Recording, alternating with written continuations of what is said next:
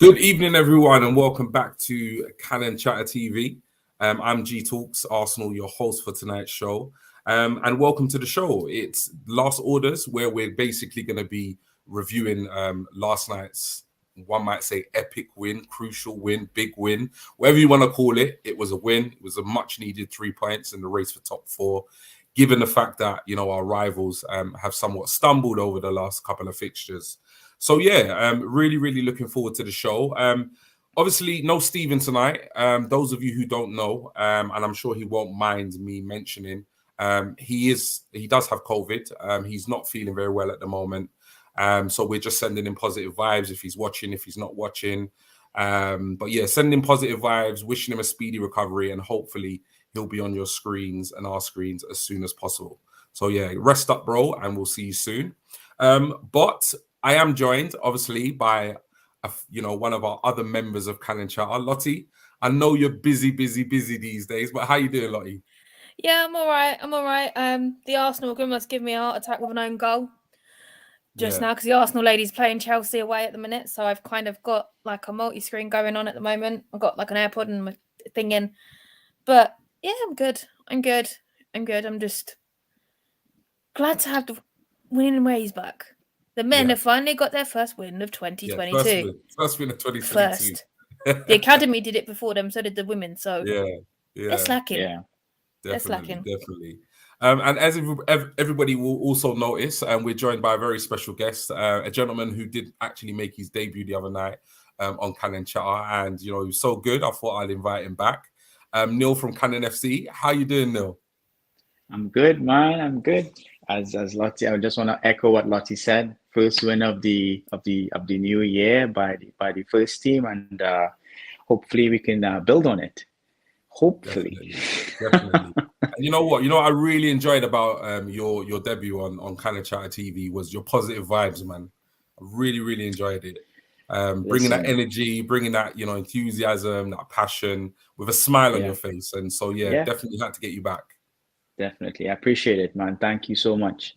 No problem. Appreciate being on here. Excellent. So yeah, literally at this point, we're going to run the intro video. And then we've got obviously a lot to get through because not only was it a big win, but there was quite a few incidents to get our teeth stuck into. So we'll run the intro video and we'll see you on the other side. Arsenal have gone through an entire league campaign without losing. The first time it's happened.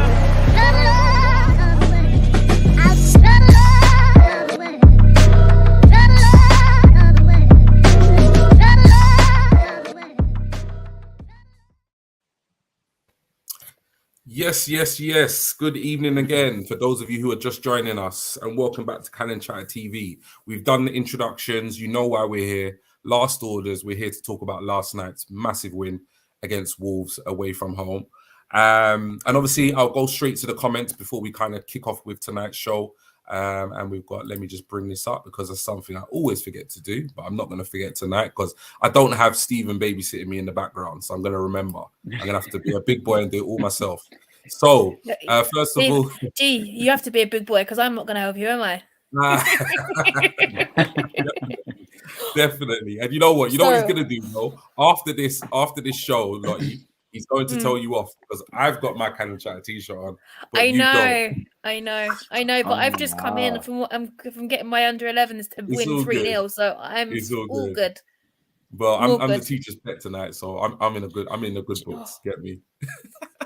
That's fine by me. That's fine by me.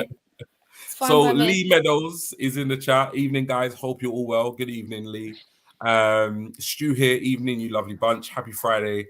Also, post-match win day. Brilliant. It makes Fridays even sweeter. Stu, again, best wishes to Steve-O and hope he's feeling better soon. We can definitely echo that. Lee saying here, get well, Stephen. So, yeah, lots of positivity being sent your way, Stephen. We do all wish you a speedy recovery. Stuart here, last night was plain sailing. Such an easy game. Yeah, right. We'll get into that. So, yeah. Gee, I've got to say, I was talking to Stu last night. He's a liar.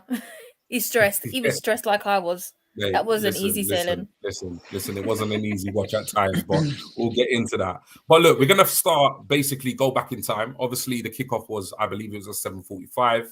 Now, 6:45, about an hour before kickoff, the lineup came out, and that's right above your screen at the bottom. So those of you who are listening and not only just watching, we started with Ramsdale in goal, a back four of Cedric, White, Gabriel and Tierney, a kind of midfield 2 pivot of Partey and 34, with Odegaard kind of playing in that number 10 role, with a front three of Saka, Martinelli and Lacazette.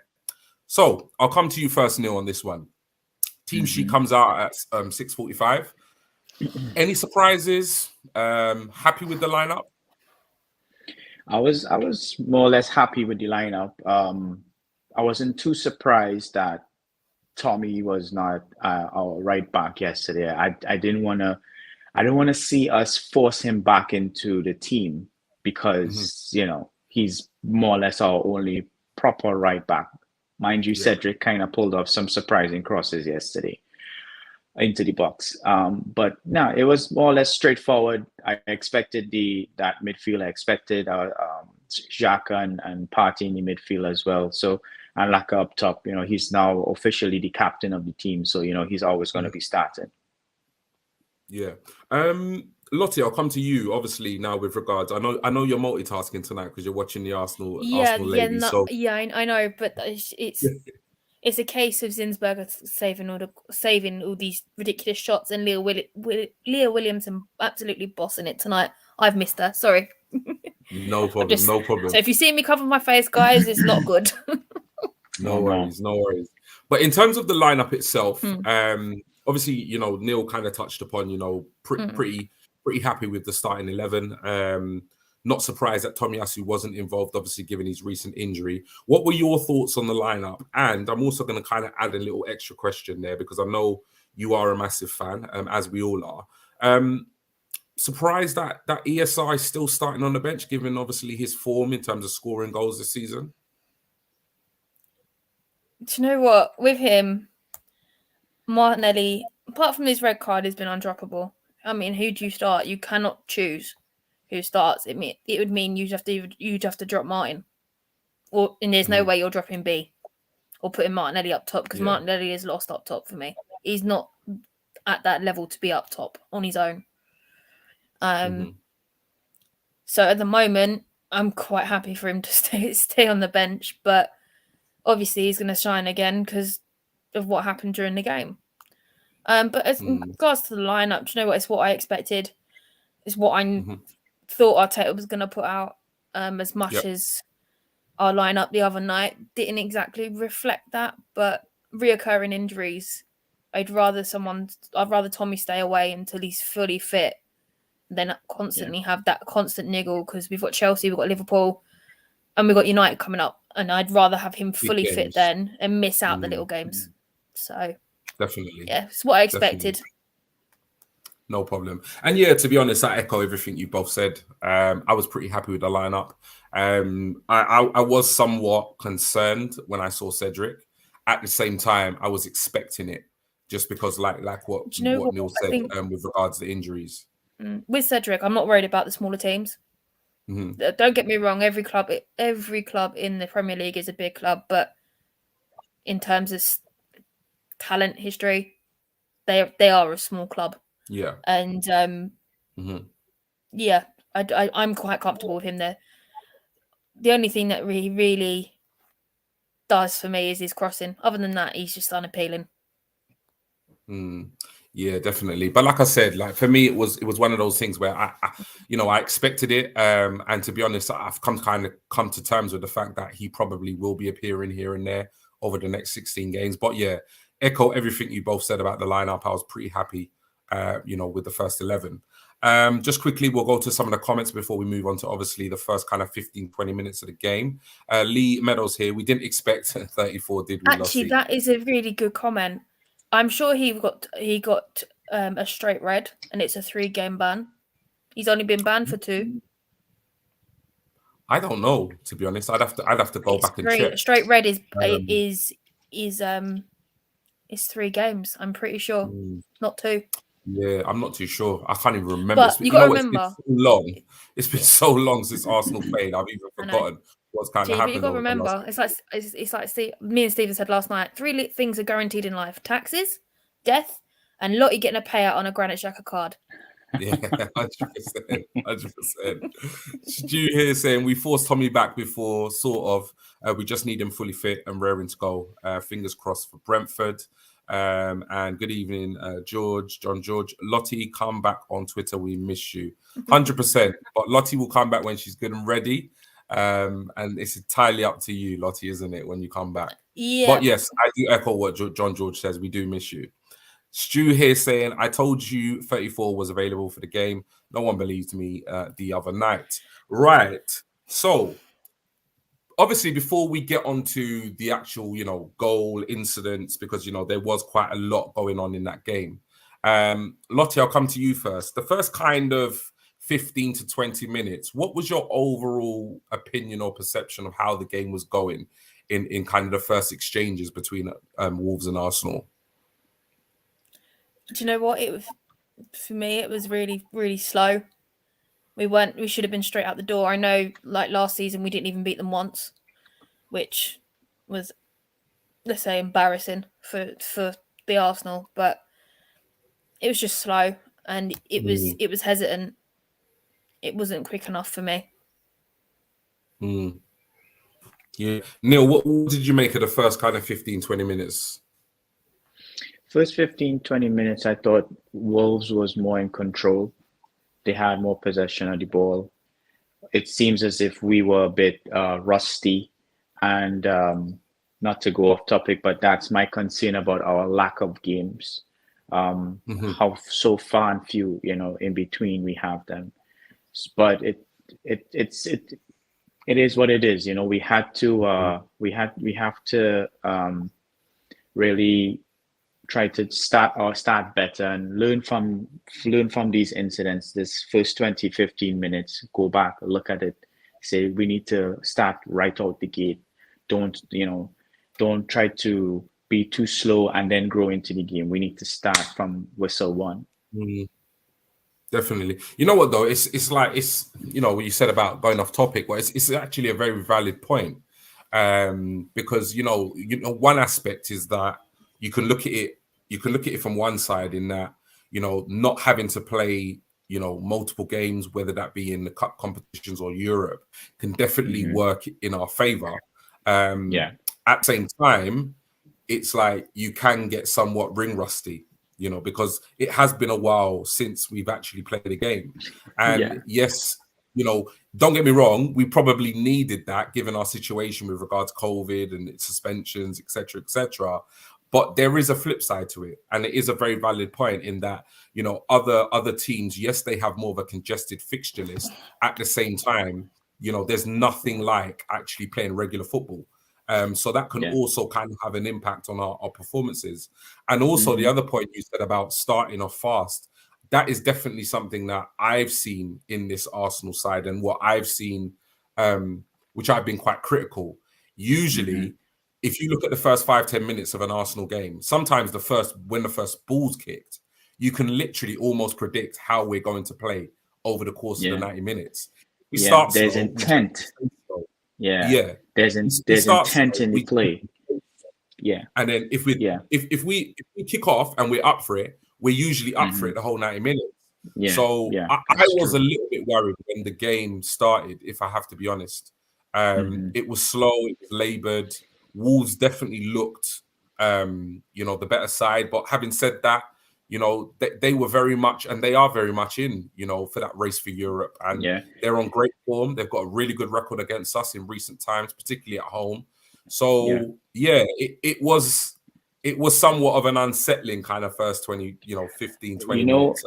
You know what? I categorize that type of win as and I guess people are going to be like, what is this guy talking about? But it was like a Real Madrid win. When there was a point in time when Real Madrid was doing very poorly, but they were still scraping through with a win. And that was an ugly win. And we need to learn to win like that. It's not always about the tiki-taka and pretty football. We need to learn to win ugly as well. Even if it's a labeled approach, it's still a win at the end of the day. Points think on we the might- board. I saw a...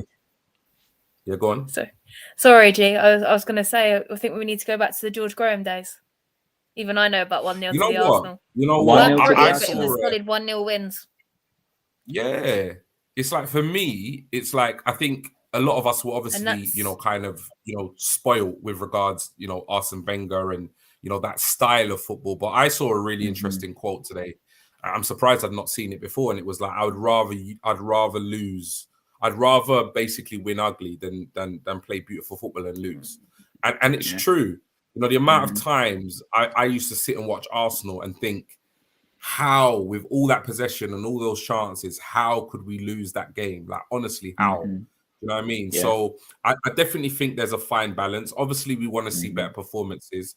At the same time, we need to be able to have, you know, the right work ethic, and also just be organized and clinical enough to win games when we're not playing our best. So I 100% agree on that. I'll come to you first on this one, Neil. So obviously the first, like you said, the first kind of 15, 20 minutes wasn't the best.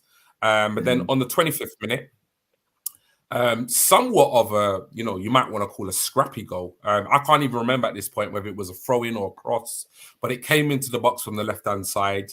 There was a bit of a scrap in there, and obviously it fell to the feet of this man here.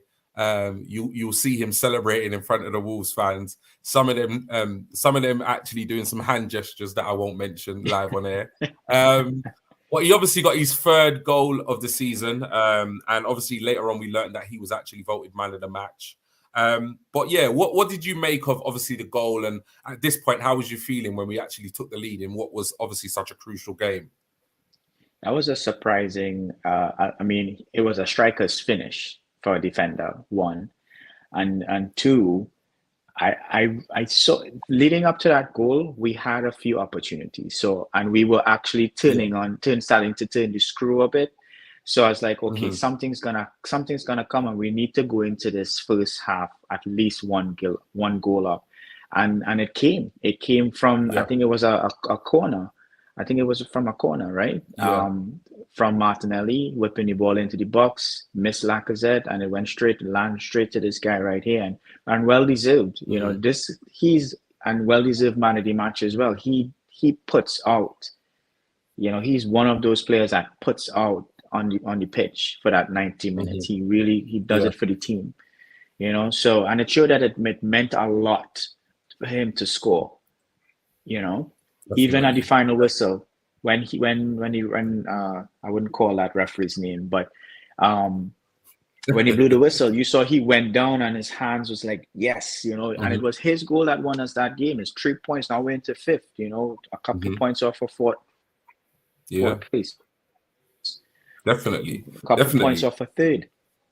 Yeah. Oh, there you go. You know what? Don't worry. We'll talk about that. We'll talk about that because you definitely brought the predictions in the last show I had you on. Lottie, obviously, you was watching the game. What did you make, obviously, of the goal? And you know, obviously, when Gabriel, you know, put that in the net, you know, what was the mood? First of all, where was you watching the game, and what was the mood? Oh, I was just up the road from my house. It's normally a two-bob mob pub, but the Arsenal fans invaded, so. There's only about 5 or 6 of us, but we invaded anyway. It was a good goal, and then I saw the VAR come up, and I was like, "Here we go again." And then, looking back at the replays, even if we didn't get that goal, we would have got a penalty anyway. So they obviously chose the easy option and gave us the goal. Oh, definitely. It's funny, like, because obviously, like, you know, he's one of those players where I think in many ways last season he somewhat kind of divided opinion, because I remember, if I remember rightly, he started the season pretty good, and then obviously, like most new signings, he kind of, you know, had a bit of a wobble halfway through the season. But I think what we did notice was his absence at the beginning of the season. I think, you know, notably him and a couple other, you know, key players. But, you know, this guy is, you know, sometimes it surprises me just how young he still is in terms of a centre back, because when I look at him in terms of his overall game, and I said this when we signed him, I said, you know what, I have not seen much of him play, but when I look at him, in terms of like physicality and attributes, he has all the attributes to be a world-class defender. You know, in terms of height, pace, strength. The only thing that, you know, obviously he has obviously a lack of experience. The longer you play the game, because when you actually look at the amount of games he's played, it's not a significant number for the age he is. And I think last season there were moments where he did kind of show his inexperience or his naivety. But what have you generally made, Neil, of, you know, this guy's influence and performances this season, and obviously since he joined the club? I think he's definitely a personality that that is felt by the other players, especially when, you know, you could notice that when he's not in the team, when he's probably suspended for whatever reason or injured. What's shocking for me though is he's not even in the starting 11 for Brazil. He's on the bench. He didn't even play during international break. Yep. He was just there warming that bench up, you know, waiting to come back to Arsenal. So, him being around, I think there's a lot of, even though I'm not sure, but there might be a language barrier. I thought that was his first set of issues when he just joined the team. Yeah. I remember a couple back passes to Burnley when it almost went in and went over something like that, too heavy back touch. You know, I guess it's just experience and nerves and all that type of stuff. But I think he has a personality that you know, kind of carries the team and pushes them forward like a warrior in that type of way, like Carantini, you know, or you know. So he's probably even a candidate for future captain, man. No, 100%. I agree with everything you said. I think he's had an immense impact. I think he's had an impact on the team since he joined. I think that you know, there has been a wobble kind of mid last season. We definitely hugely missed his presence at the beginning of the season. I think if you look at the stats in terms of games when he plays to when he doesn't play, there's a clear difference in terms of results and clean sheets. So yeah, he's definitely having a massive impact on the team. We'll go to the comments before we move on, and I'll come to you next, Lottie, for the next point. Stu here saying maybe that few weeks off has just put us out a bit, hence not starting out the blocks. Definitely could be a factor. We at Arsenal. Good evening, evening all. Hope everyone is well. Everyone here is good. Hope you are too. Lee Meadows, great point. Good old fashioned 1-0. Yeah, listen, like I said, I'd rather win ugly than play beautifully and lose. Even during the Invincible season, wasn't flamboyant goals and all of that. We scraped through a lot of games during that Invincible season. Yeah, and I think people forget that about the Invincibles. You know, they weren't just you know, tiki-taka flamboyant football. They knew how to grind out a result. They knew how to fight when their backs was against the wall. That's what made that team such a great Arsenal side. Stu here, evening. We are the Arsenal. Hope you're all well. And lastly, Stu, Gabriel, next name on the back of my new shirt, which I've just ordered to go with my Ben White one. Wicked, brilliant. Nice. Right now, this is probably the most controversial thing that happened in last night's game, and probably, arguably, one of the most controversial things that have happened, I think, in the history of Premier League football in terms of officiating and refereeing. Now, I can't remember what minute it was. I forgot to write it down. And to be honest, I didn't watch the highlights because I watched the game through live. Within a space of 30 seconds, Martinelli was shown 2 yellow cards. There was a somewhat off the ball, on the ball incident where a throw-in was being taken. I'm sure we all remember, where it seemed like he obstructed play. But play continued. The advantage was given, and Wolves had the ball. He then, for me, brilliantly chased back, made up 30, 40 yards, and chased down, I think it was a young winger. I think he made his Premier League debut. I can't remember his name. And he did what most people would class as a professional foul. You know, he just kind of nicked him so he could break up the play, so we could, you know, kind of, you know, group ourselves together and get ready. Now, I'm not going to give my opinion on this. I've seen so many opinions on this on Twitter today. I'm involved in a couple of WhatsApp groups, and it's surprised me because there's been more debate about this than actual jubilation over the win in many ways, and it's kind of puzzled me really why there's been. I can understand why there was such a reaction from Arsenal fans, but I can't quite understand why there's been such a divide between Arsenal fans. Now, without, like I say, I'm not going to give my opinion because I don't want to be biased. I don't want to influence anyone at all. But Lottie, genuinely, honestly, what was your take on the 30 seconds that ensued last night? Right, I'm gonna have to do. We've just got a set piece. I've got to do this really quickly. Make it make sense. Whenever you know Martinelli to get a card. Oh my god, that almost went in twice. Sorry. The short and sweet. Really Whenever you know Martinelli to get a card. Oh my god. So I take that as you feel it was harsh. No, it is. It was completely harsh. He didn't do anything from what I saw. All he did was shrug his shoulders.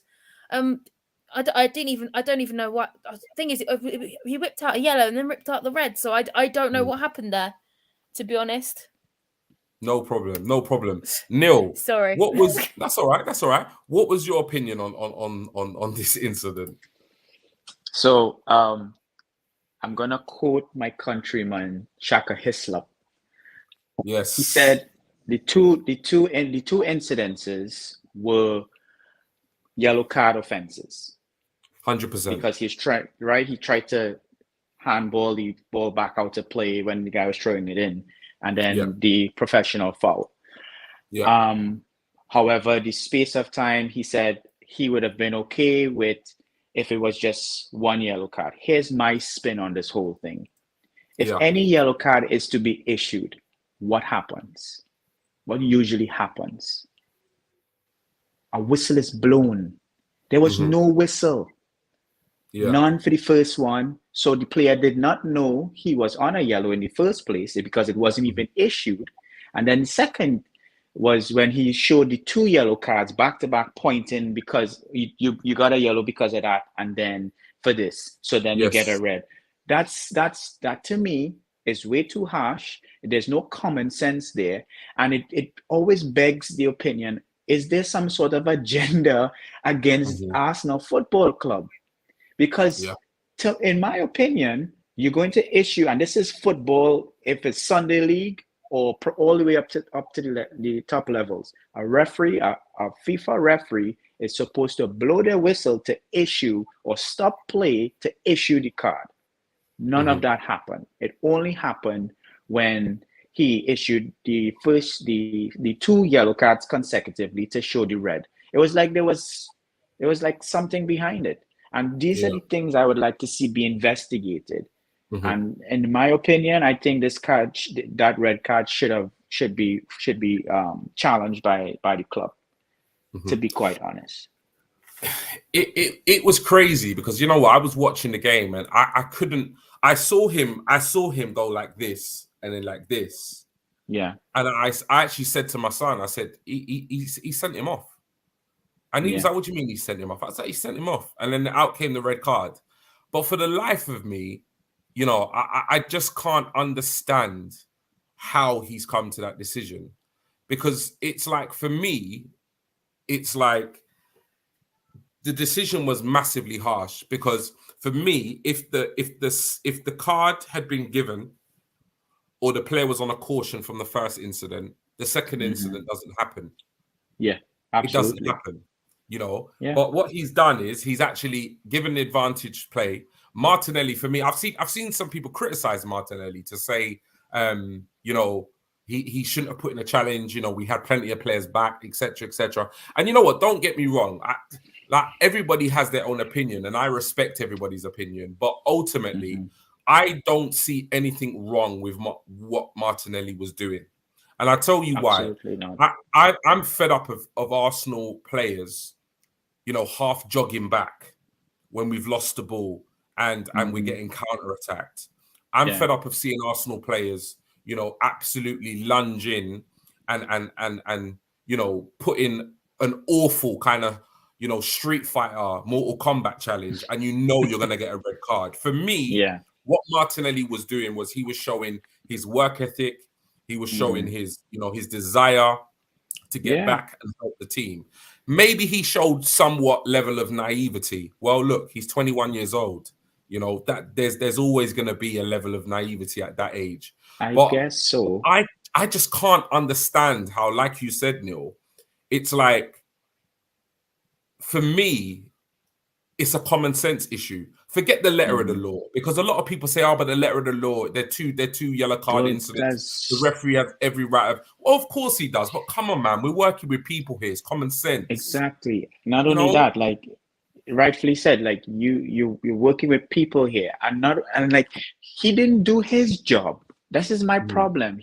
The referee didn't do his job. The referee was supposed to blow the whistle to issue the first yellow card. And on going beyond that as well, I've seen that done a million times during games, on different games, and people trying to stop the throw in from happening too quickly or stop a free kick from happening too quickly. Why all of a sudden that's a yellow card offense?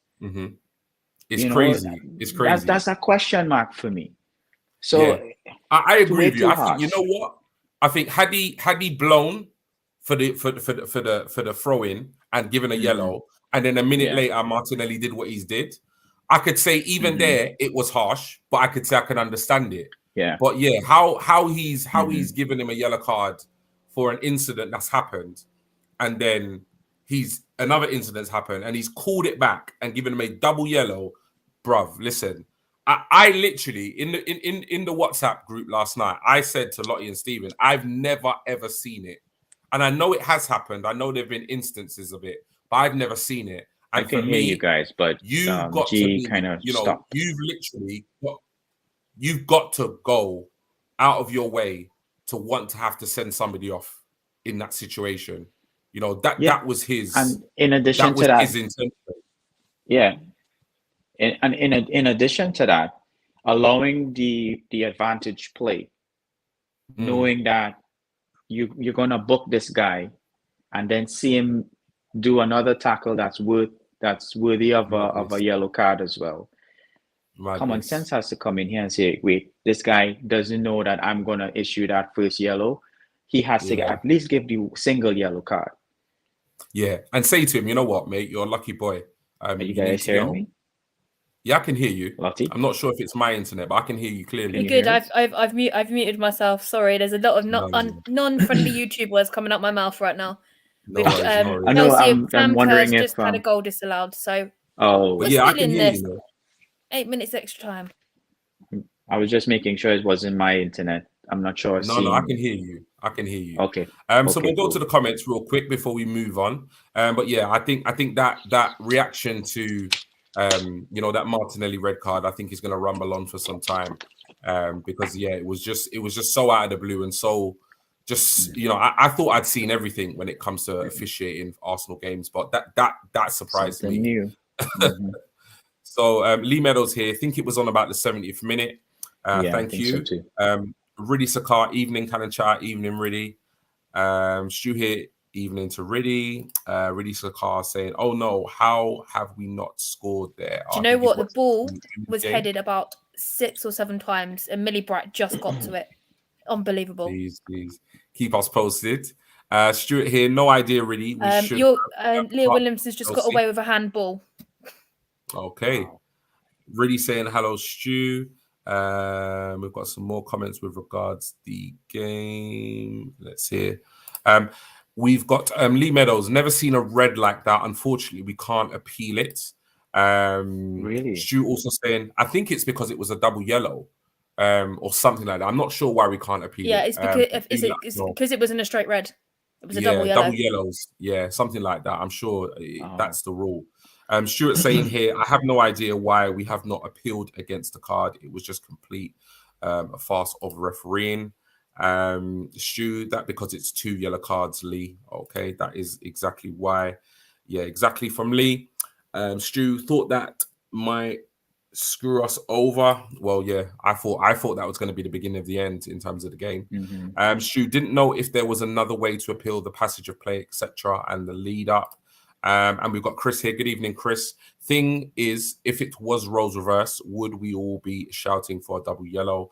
Twitter would have blown up with Arsenal fans wanting it. Fair point. Maybe. I don't think so. I disagree with that point. There's many times I don't see us appealing for any player trying to stop us from throwing the ball in. I don't see us appealing for a yellow card for that. No, no way, no how. Yeah, I could see us being somewhat aggrieved, maybe, but yeah, I'm not sure if Arsenal fans or Arsenal players would really be kind of the second offense, but not that first offense. Hell no. Yeah, definitely. With respect to Chris, big up yourself, no Chris. problem. Listen, it's all about opinions.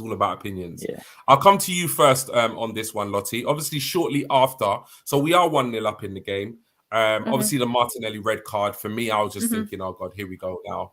But on the 71st minute, there was a massive chance to put the game to bed.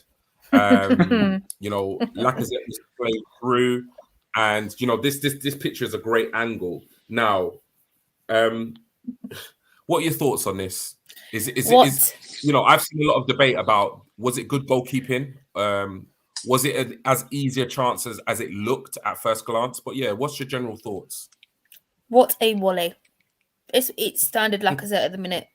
I'm sorry, as you've always said, he's never been that 25 goal a season goal scorer. I had this conversation with Albert. I think he's only ever hit 30 to 25 in one season at Lyon. And it's pretty standard. I don't expect anything less of him. He leads, but I don't see leader. I see a little bit of leadership. I don't know what goes on behind the scenes, but he's just the experience that the younger players need for me, and it's that I expect that from him. Yeah, but he's doing a little bit better than Eddie, to be fair. Yeah. I'm sorry, it's the last 30 seconds. That's all right. Thoughts on obviously the Lacazette miss. It was a piece of really good goalkeeping. He did the positioning of him, and he made himself big and everything like that.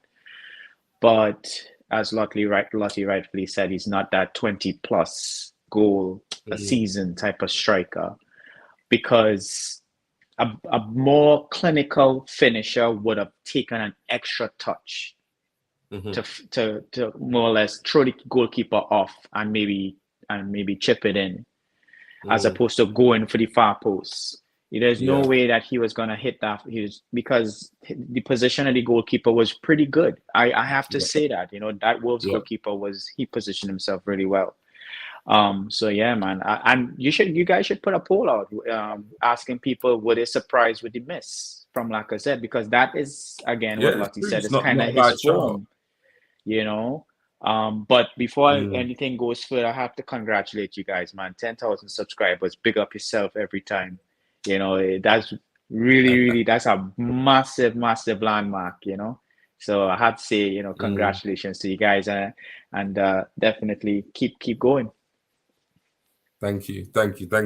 You know what? The issue with this is because I was watching the game, and at this point I'd had a couple of brandies, and I usually don't react, but I did last night, and it really ticked me off, because I just remember thinking, like, this is why we should have signed a striker. This is why we should have signed a striker.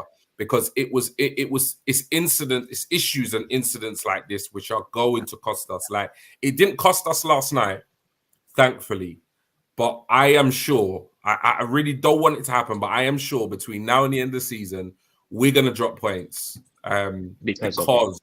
because of a lack of our players being clinical. I think it was a more difficult chance than it looked. And I agree with you, Neil. I think a lot of it was down to the fact that the keeper did position himself really well. But I just think I have to agree also with Lottie and yourself in that he's just not that guy. in terms of, taking that extra touch when needs to, hitting it first time when he needs to hit it first time. He just seems to make the wrong choice at the wrong time. And it never quite flows. It's just like one of his first chances where he received the ball on the edge of the box. He didn't need to take it first time. He just didn't need to take it first time. He could have picked it up, picked out another pass, or he could have picked it up, looked up, taken a shot. He just doesn't always necessarily make the right choice. He's just not a clinical finisher. And there are strikers like that are not as clinical as others. And he definitely falls into that bracket of just lacking that kind of killer instinct that we need, particularly when we're playing in a tough game where there's going to be, few chances where we might, have our backs against the wall, and you might only get one chance in the 90 minutes, and it's that one chance that wins you the game. He's definitely not that guy. I'm glad it didn't cost us points, because I think other than that, I think he had a decent game.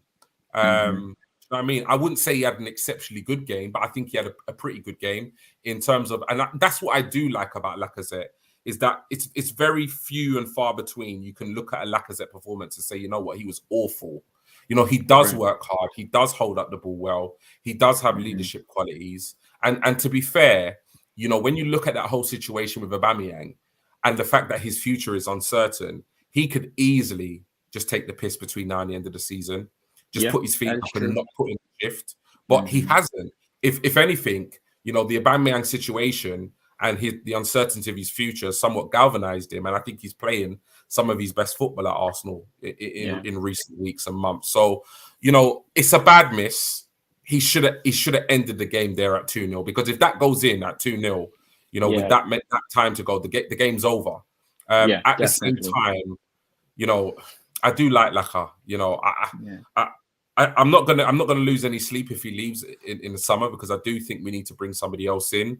But I don't want to be too critical of him. I was a bit unfair. I would say this too. I mean, usually when Laka starts putting them back in the net, putting them back in the back of the net, he goes on a flurry. Almost he would go like 5-6 games and he starts scoring. So I'm hoping towards the end of the season he's gonna start doing that.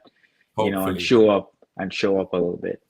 Hopefully. We'll go back to the comments really, really quickly before we move on to kind of a last couple of points before we wrap up tonight's show. So we've got here Chris saying, only good thing it won't affect us as ESR can come in, but will it have a knock-on effect on Martinelli's first team chances? Well, we'll just have to kind of wait and see. I guess Arteta is going to be the one, to make that call. But I hope he selects Pepe as well, man. Because you know what, I was thinking about this. I was thinking we could slot ESR straight in, or if needs be, you could always shift Saka to the left and put Pepe on the right, or even play Pepe on the left. He has played there. Yeah, but to be honest, I understand that. But he's the thing with Saka is where he's so young. I agree, he's better on the right. But I think in terms of his game, to be able to be, positioned and play both left and right, that's what he needs to do. Because, he's at that age where he can really kind of develop his game. And I think it would make sense just to slot ESR in. I think that's a no-brainer.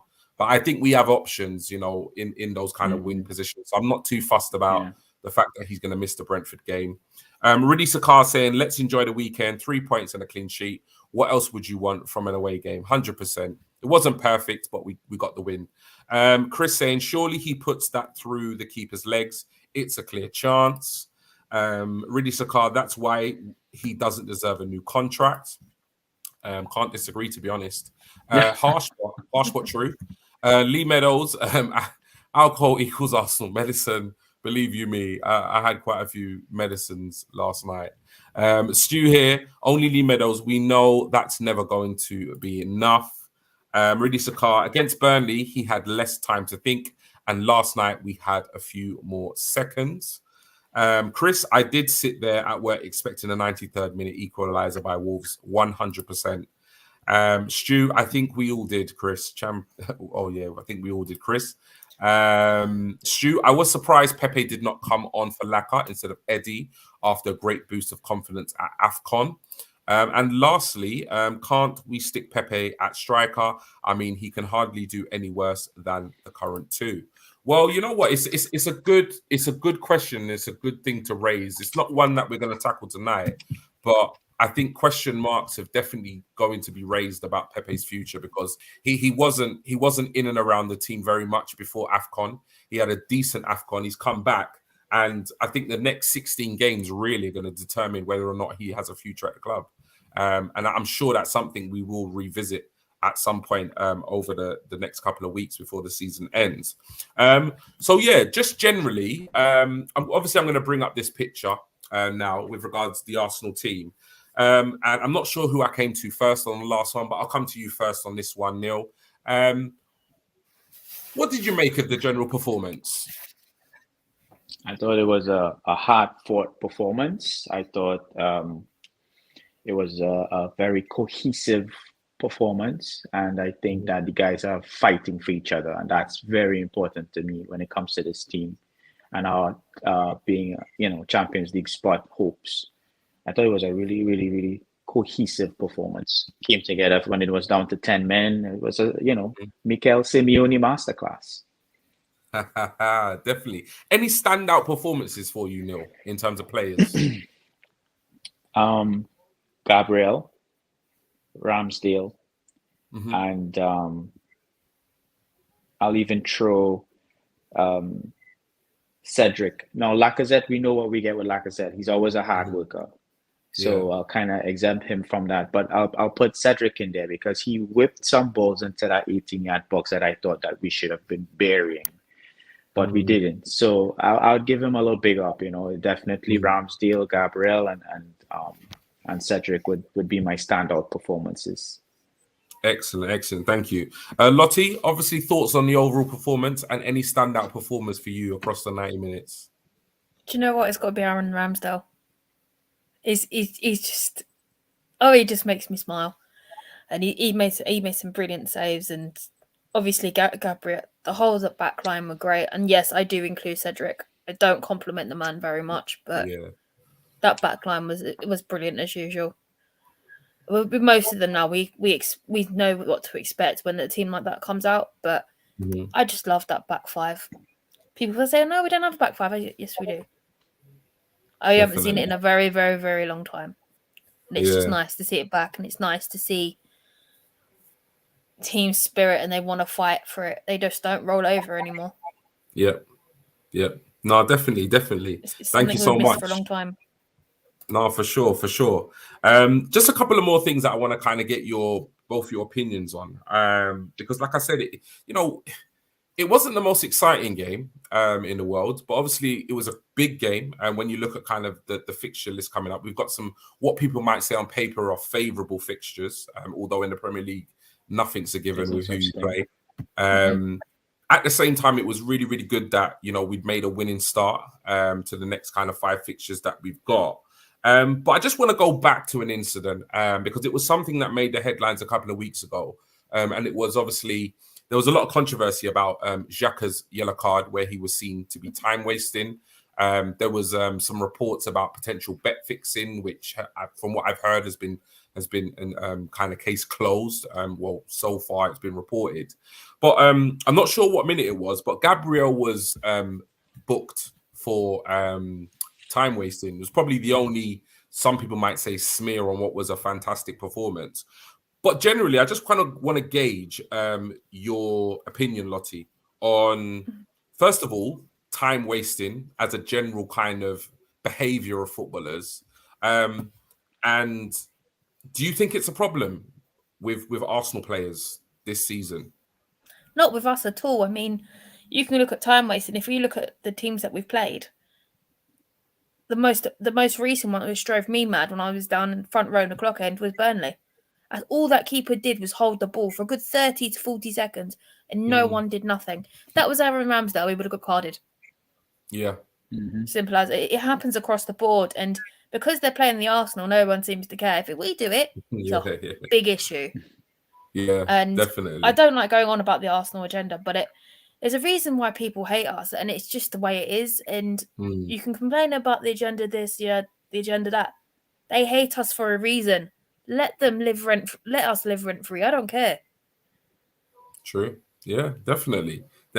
Neil, I'm not sure if you remember it because obviously it wasn't a massive incident in the game, but it's definitely something that caught my eye, mainly because of the fact that we need certain players staying away from red cards and yellow cards where we do have such a thin squad. Because right now, you know, with no Mari, who I'm not a massive fan of at the moment, he's an Udinese. We can't call upon him. So he's our only specialist left-sided centre-back. So him picking up an unnecessary booking for me I wasn't too happy. I wasn't very critical of him, but I wasn't too happy. But what is your general opinion of, you know, time wasting? And do you think it was harsh of the ref to book him last night? Yeah, I think it was. I thought this whole time wasting thing and the way that cards are distributed in the league is very inconsistent. As my guy Tony Jr. would say, he would say the referees are consistently inconsistent with their bookings. And like even I watched the Southampton Tottenham game, which I thoroughly enjoyed. Beautiful. And the goalkeeper was given a yellow card for time wasting, and it wasn't even anything. So it's like with the Burnley game, they get away scotch-free, no cards are issued. But in instances like maybe 1-2 seconds, and boom, a yellow card comes out because you're time wasting. Like the referee brings the heat onto themselves, man. They do a horrible job about trying to protect themselves, and they keep doing it. So definitely. I agree with Lottie. To me there's a clear agenda. Call me delusional. I don't care.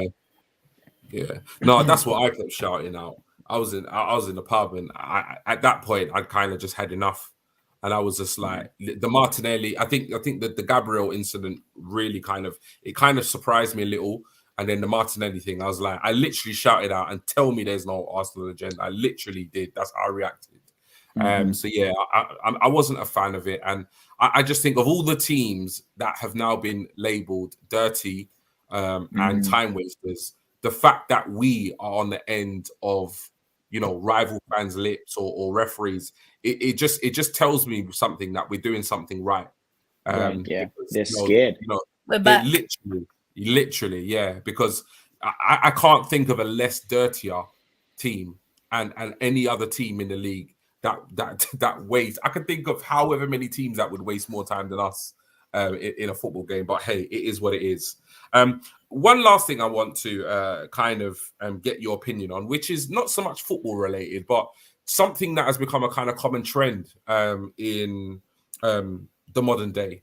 We all know footballers have social media, etc., etc.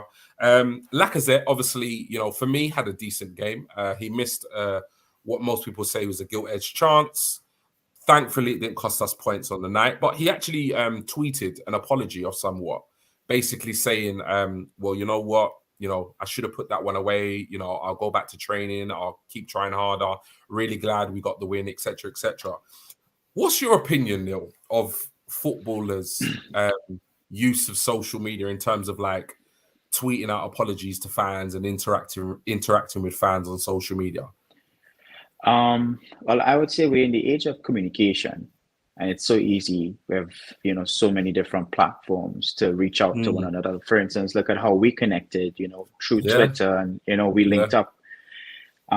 So with him coming out like that, I think it's important that he does that. And what that helps him do is get the fans behind him so he could push on and do better. You don't want to have the fans on top of your case while having a goal drought in his case, you know. So I think it's important that he kind of connects with the fans that way. Even when I think it was his mom shared 2 tickets to, I think it's their next home game, to some kid that was being bullied. It's a connection. You know, and cheers to them, because that's class for me. You know, they're being classy about these types of things, and to me that shows class in him as a captain. It's important that because he's wearing that armband now, he's going to be looked at and ridiculed even a little bit more now because he has it. So I think it's a good thing that he did that. Okay. Are you in favour, Lottie, of obviously professional footballers tweeting out apologies or interacting with the fan base as much as they do these days? Do you know what? There is a certain positivity to it. Yeah. You know me, I'm always talking about the away games and the away support and how they feed off the energy of the fans. I've been there. I was up in Manchester that night, and yes, we lost 3-2, but it was consistent for 90 minutes. They came over and appreciated it, and that's all we ask. And I think in regards to the apologising, yeah, fair enough, you want to do that, but for some players, it's getting a virtual habit. And they've clearly come out and said, I am not removing that risk in the game. So it gets to the point where how many times are you going to apologise for the same thing when you said you're not going to change your game? And then there's also the darker side of things. They've got to be careful who they interact with, especially when it comes to the female side of things. Yeah. Because we've all seen what happened to Adam Johnson. I'm just going to use him as an example. There is a darker side to it. Yes, you can apologise, but it's also remembering you're a role model for the young people out there. You will get people who will throw themselves at you, and it's a tricky situation. But if he wants to apologise, let him. Whether he genuinely means it or not is a different story. But with Lacazette, I can believe it. With a certain other player, get in the bin. Yeah, definitely. No, I agree. I agree with everything you've both said. I think, like Neil said, he's kind of in favor of it. You're in favor of it, but obviously mindful, that there are kind of hidden, dangers in terms of interaction. I think for me, it just depends on the type of interaction. I have to admit, I think the one reason why, obviously, I think Arsenal fans, were so forgiven last night was the fact that we walked away with the 3 points. I think that makes a big difference, because I think had we dropped points, I think Arsenal fans probably would have been a lot more critical of his performance. At the same time, I do like to see, footballers almost kind of make themselves accountable to some extent, because I'm not the type of fan that even if I was beyond angry, I still wouldn't comment something nasty, on the guy's tweet. I just wouldn't. No. I might do that in the privacy of my own home. I might slag him off to my mates, but I'm not going to go out of my way and actually write something to make the guy feel any worse than he already does. No, but the thing is, there are fans that will do that, but I am very much in favor of them, interacting with fans to a certain extent. And I do think, when I did see that tweet from Lacazette, I did think to myself, you know what, fair play to him. He's kind of held his hand up and said, look, it was a bad miss. I'm going to work hard for the team over the next however many games. So I kind of took my hat off to him and thought, yeah, you know what, fair play. As long as it doesn't become habit, because as Neil said earlier, once he gets one, he's off. He's off. Yeah. So long as it doesn't become a habit, it's got to unlike certain other people. Yeah. No, exactly. It's got to tread carefully. Exactly. Definitely. Sweet, no problem. Well, I'm going to go to the comments, and then we'll probably wrap things up. So let's have a little look at Stu here. 70 million quid. I think he's referring to Pepe, and not really playing at all. We need to get him on the pitch whilst his confidence has been boosted. Very fair point. Lee Meadows, want to give Holding a shout out. Great job from him when he came on. Yes, his cameo role. Yes, we're down to 10 million. His stats last night. His stats were incredible. He was solid as a rock, mate. Solid as a rock last night. And how often do we say that about him as well? Yeah, I know. I know you and Stephen aren't particularly a fan of Rob. I'm not a massive fan. You know what? He played I 90 wouldn't lose any minutes. sleep if he leaves the club, but he played well last I night. adore him. After the I know I'm being sentimental FC here, but after the Diego Costa incident, taking him home in his pocket, that was it. Yeah, he played 90 minutes last night. I think a lot of Arsenal fans absolutely fell in love with him after that performance against Diego Costa. He's got his hair back. He's back. Bob Holding's left the building. Rob Holding's back. Let's get that straight. No worries. Holding deserves a shout out for coming on with 10 men, and he put in a shift last night to help secure those points. Really Sakar, 60th minute. Not sure what you're referring to. It might have been the Gabriel yellow card, I think. Gary here. Good evening, G, Lottie and Neil. Red card FC. It's sorry, Really Sakar. Yeah, go on. Sorry, G, I just thought of something. I said this last night. 2022, the year of the red card for Arsenal. Yeah, it seems that way so far. Really Sakar, why we were wasting time so early in the second half. We kind of covered that really in terms of a discussion point. Really saying hi to Gary. Gary saying hi to Riddy. And we've got Lee Meadows. Anyone remember Chris Kirkland wasting time and Henry scored and rubbed it in? I do remember that. I actually do remember that incident. Really Sakar, wasn't that Wigan. against Wigan? Yeah, I think it was. Chris here, time wasting. You should have been at Brentford versus Wolves. When Wolves were winning, the keeper spent 30 to 40 seconds taking goal kicks. He got a yellow card in the end, but by then it was too late. Chris, was you working that night, I'm guessing? Yeah, I probably think he was. Chris is a steward over Brentford occasionally. Yeah. Gary here saying card distributions are consistent. Arsenal foul, give card. Everyone else move on, pretty much. That seems to be the rule. Lee Meadows, yes, mate, versus Wigan. Thumbs up from Riddy. Chris, it always happens at the Emirates. Teams time waste with like 50, 60 minutes to go at times. We've got Scott. Yes, Scott. Sorry, I'm super late, guys. We'll definitely catch up. Thank you so much. Please do. Hope you're well. Same old Arsenal, always cheating.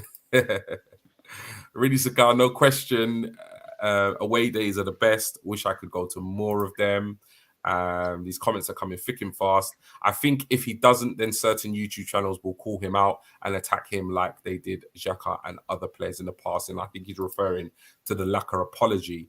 Really, Sakar, how about refs making themselves more accountable for their decisions? You know what? Absolutely. That's never going to happen in this country. That's something that's been needed for, for as long as I've watched football.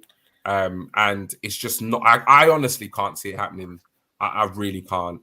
And unless there's an absolute like review and reform of Premier League officiating in this country, I just can't see it happening. I mean, you only got to look at that what's his name, who's come back up to top flight football after awarding in 2012 after awarding a ghost goal when the ball went out for a corner. Yeah. Jeez, I can't remember his name off the top of my head. But I can't. G, if you go onto my blog, G, I've done a whole piece on him.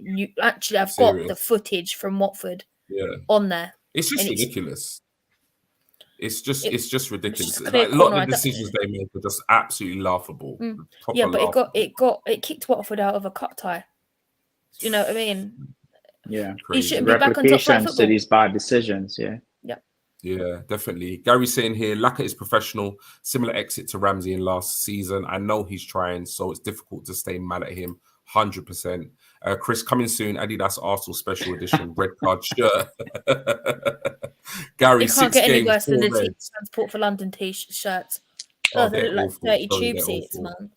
6 games, 4 reds, 2 goals in 2022, but we are progressing. First 3 points in 5 games this season when we received a red. Chris here saying, yes, I do the steward job at the Brentford now where I have to chase people if they run onto the pitch. So I sit pitch side watching the matches. Haven't had one to do yet. Stu here, Kim Little. Yeah. Player of the match. Problem. Player of the match tonight, yeah.